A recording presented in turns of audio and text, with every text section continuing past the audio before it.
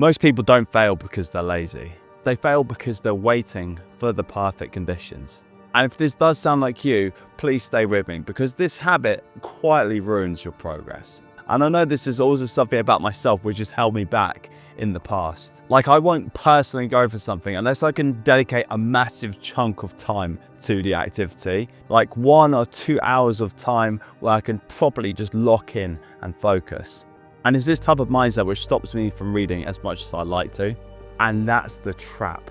But here's the reality that no one tells you, is that you can't wait for the perfect conditions. They'll never appear. Like, everything is competing for your attention nowadays. Life isn't going to slow down and wait for you just to get into the mood. Like, if you don't know how to work around your life will work against your goals. Now, I'm going to show you this really quick mindset shift that can actually help you. So this concept is something which has changed the way that I look at goals and also trying to achieve them. So there's this YouTuber that I really respect. His name is Captain Sinbad. He makes videos on discipline, on marathons, just different type of vlogs. Like, a really, really cool guy. So he talks about this idea of the lowest hanging fruit. Like, what is the one thing that you can do now which is the easiest when it comes down to your goals? Like, if you want to run a marathon, you're not going to just start with 26 miles. What you're going to start doing is actually doing those 5K runs, because when you start doing them, they can lead you onto those longer runs.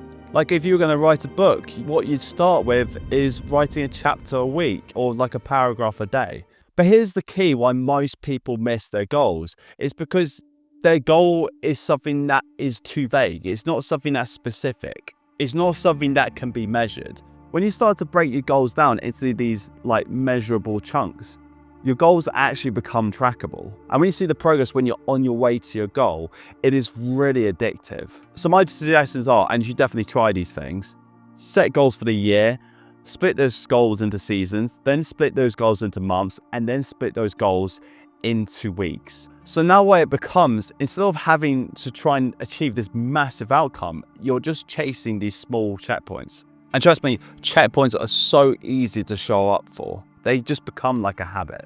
Now, the next part is really obvious, but no one actually does it. Just take action before you're ready. If you don't know what to do at the gym, just turn up. If you don't want to invest your money into, just start by saving. If you don't know where to begin, just begin badly. Momentum can create clarity, not the other way around. Like, waiting to feel ready is how goals die. Angela Duckworth, the author of Grip, talks about two concepts, and this is the idea of flow and deliberate practice. Deliberate practice as an idea is where you're practicing a skill, but it's within a structured setting. So maybe you're setting out to practice something for an hour, whereas flow is playful. It leaves room for experimentation, which it really does like take the pressure off trying to learn a new skill. Both do actually matter in their own way, but if I was going to pick one, I would probably start with flow, because it's not so much about the structure, it's just about getting started. When I used to box, I used to find that sparring was actually the best bit, because that's where all the learning happens. You can experiment, you can make mistakes,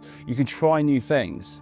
And to me, that's how progress really happens. When something doesn't feel like work, it just feels like an extension of you just playing and having fun. To finish up, there's something that I like to call the next step.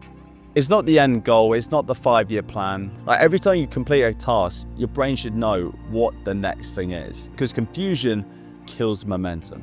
One thing that massively helps with this is daily meditation, and for at least 20 minutes, because it gives you enough time to disconnect, to almost disassociate from yourself, from like your ego, and just be in the moment. Like, no phone, no stimulation, just you and your thoughts. It just trains focus.